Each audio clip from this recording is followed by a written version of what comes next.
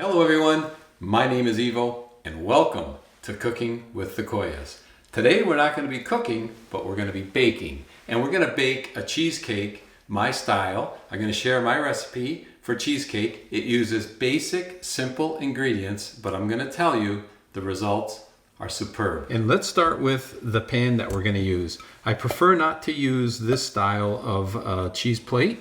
I prefer to use a springform pan. For some reason, the cheesecakes come out a lot better in these springform pans. And what I do is I take a piece of parchment paper and I line the bottom of the springform pan with the parchment. And then, with a pair of scissors, very simply, I just remove all the excess. I take a little bit of butter, and what I like to do with the butter is just rub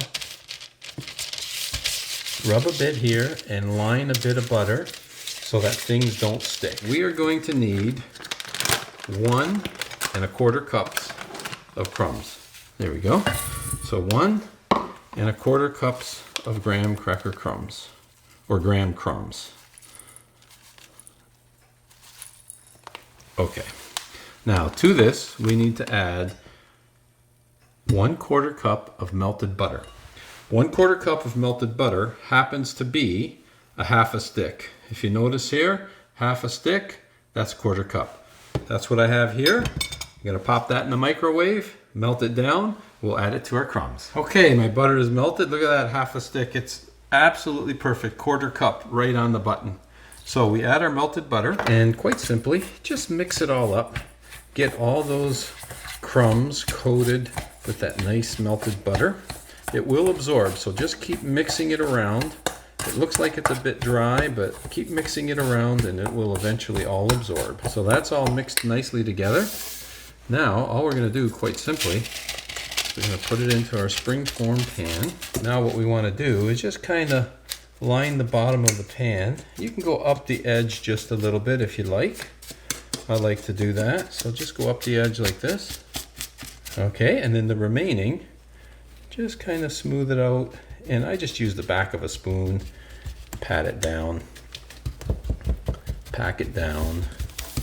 Now, I know some people like to, at this stage, take their crumbs and bake them. I don't do that. I just pat them down, and I leave them just the way they are, and I'll tell you, the flavor comes out, I think better. My own opinion. Okay. There we go. That part is done. Very easy. So we're going to put this aside. Now I have 3 bricks of cream cheese, and each one of these are 250 grams. So I have 3 of them here, and what we're going to do, we're going to blend them up. Now what I do is I take these out and let them get to room temperature, because we're going to blend those, and if you take them out of the fridge and you try to blend them, it's going to be very, very difficult. Okay, there we go. That's enough. Now, if these came straight out of the fridge, I wouldn't be able to do that. Okay, so they have to be room temperature. I guess if you had to and you took them out of the fridge, you could always put them in the micro for a minute just to take the chill out. But anyways, so once you've just blended the cheese a bit, I like to add 1/4 cup of white sugar and 1/2 cup of brown sugar. Now, if you don't have the brown sugar, you could use 3/4 cup of straight white, or if you don't have the white, you could use 3/4 cup of straight brown. This recipe is very forgiving, but I find that the mix of the brown sugar and the white sugar makes a perfect combination. Again, we're gonna blend those in together. Okay, as you can see, they're blended pretty good, but what I like to do to make sure, just take your spatula and go right along the outside, and you'll see that it's not all really incorporated yet. So I want all that sugar to be evenly distributed amongst that cream cheese. Okay, that didn't take long at all. Maybe 30 seconds total. All right, so now to our cream cheese mixture, what we're gonna do is we're gonna add eggs. We need to add 3 eggs but they have to be added one at a time. So I'm using brown eggs here. You could go ahead and use white eggs. I just happen to have brown, so we're going to use brown today. And one at a time, and make sure when you crack them that you don't put any eggshells in there as well. So one at a time, and then just blend it in. Once it's incorporated, just stop. So again, it doesn't take long, 15-20 seconds.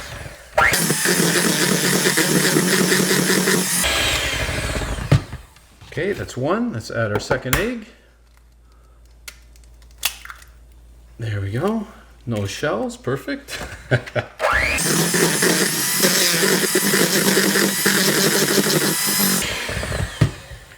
Okay, now we're going to add our third egg, and you can see here there's still some egg along the edge here. We're going to get all that, no problem. I just want to get these 3 eggs incorporated first, and then we'll use the spatula and make sure we get everything mixed nicely. Okay.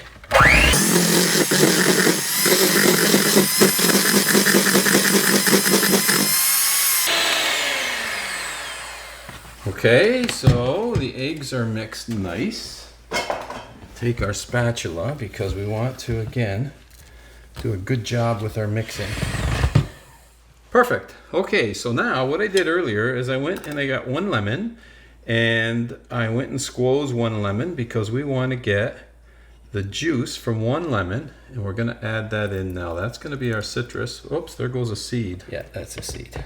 All right, got him. Okay, so now I've added the lemon juice. We're going to just incorporate that as well. Now that what we want to do is add 2 teaspoons of vanilla. If you can get real vanilla, please use real vanilla. If you can't, then of course use the artificial. But 2 teaspoons of vanilla. Okay, and again, just blend that in. So now what I'm going to do, I'm going to go preheat the oven to 325 and come right back. Now all we have to do is take our cream cheese mixture and quite simply just pour it into our springform pan. I just love the way this thing rolls out and it makes those nice layers. Love it. Okay, and then with the spatula, you got to have a spatula. Love the spatula, especially when it comes to baking. And scrape all that deliciousness out of the bowl and into your springform pan. And then what I like to do is just with my spatula, just kind of rub the top a little bit and smooth it out. There we go, fill in all the cracks. There we go. Nice. Okay, now if the grandkids were here, they would want to lick that spoon. But since they're not, maybe I will. All right, so now I just got to take this to the oven. It's got to go in the oven. We're gonna bake it at 325 for 45 to 50 minutes. I usually leave it closer to 50 minutes, but it depends on your oven. So in the oven we go. See, it's a little bit wiggly, soupy almost. That's okay. That's gonna firm up nicely. It's going to stay in the oven at 325 for 50 minutes, and we'll come right back at you. And time to take our cheesecake out of the oven. That can go off. Oh, it's looking really nice. It's got a little crack in it, but not too bad. A couple of little cracks. There we go. Oh boy, does that ever smell good. Okay. Come join me and take a closer look. I'm going to show you what I do next. Doesn't that look nice? Okay, it's got a little bit of cracking in there, but that's quite all right. What I like to do now is, while it's nice and hot, take the back side of a knife and just run it along the edge of your springform pan, and that will just help a little bit with the unsticking when it comes time to come out. That's a little trick I like to do. Actually, Laura taught me that, so I have to give her credit where credit is due. There we go. Take a look at that. Now, this cheesecake, plain cheesecake. There's no extra creams. When we added our ingredients in there, we could have added chocolate chips if we wanted, or we could have added some fruits if we wanted. We could also decorate this if we wanted with some cherries or some extra fruit, but we are going to leave it just the way it is. Sometimes plain cheesecakes are just that much better. One plain, simple cheesecake right there. And you saw how quick that was to come together? Basic ingredients, fantastic results. All we got to do now is let this cool. I'm just going to let it cool. Once it's cool, in the refrigerator it goes to help set. Then we're going to cut in. I am dying to have a piece of this with an espresso. Going to be fantastic. I hope you get an opportunity to give this recipe a try. It really comes out great every single time. I think you're going to really enjoy it. I know I'm going to enjoy it. Thanks for tuning in. And until next time, buon appetito. Smells so good too.